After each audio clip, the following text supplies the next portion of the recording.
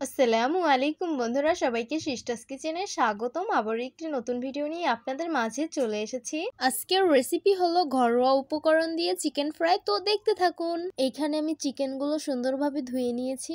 আমার কাছে লেবু ছিল না, তাই লেবু পাতাটা ব্যবহার করেছি। আমি 1 চামচ পরিমাণ লবণ দিয়েছি, অরেগানো পাতা দিয়েছি, সব পদের গরম মশলা এখানে আমি বেটে নিয়েছিলাম, সেগুলো এখন দিয়ে দিলাম। 1 চামচ পরিমাণ হলুদ মরিচের গুঁড়ো দিয়ে দিব, 1 চামচ কাঁচামরিচ বাটা, 1 চামচ ধনিয়া পাতা দিয়ে দিব বাটা, পরিমাণ মতন সরিষার তেল দিয়ে দিব, টমেটো কেচাপ দিয়ে দিব, 1 চামচ পরিমাণ সয়া সস দিয়ে দিব, পরিমাণ মতন আদা রসুন বাটা দিয়ে দিব। তারপরে সব উপকরণগুলো চামচ দিয়ে খুব ভালোভাবে ম্যারিনেট করে নিতে হবে। চিকেনগুলো আমি সুন্দরভাবে ম্যারিনেট করে নিয়েছি। এখন আমি 1 ঘন্টার জন্য রেখে দিব।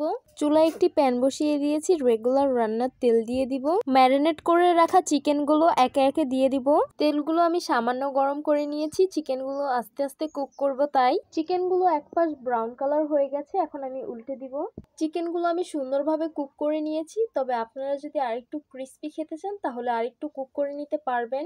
একে একে চিকেনগুলো উঠিয়ে নিব আর পরিবেশন করে নিব। এই তো গরম গরম চিকেন ফ্রাই পরিবেশন করে নিলাম। দেখতেই তো পারছেন কত বেশি লোভনীয় লাগছে, আর খেতে কিন্তু অসম্ভব মজা হয়েছে।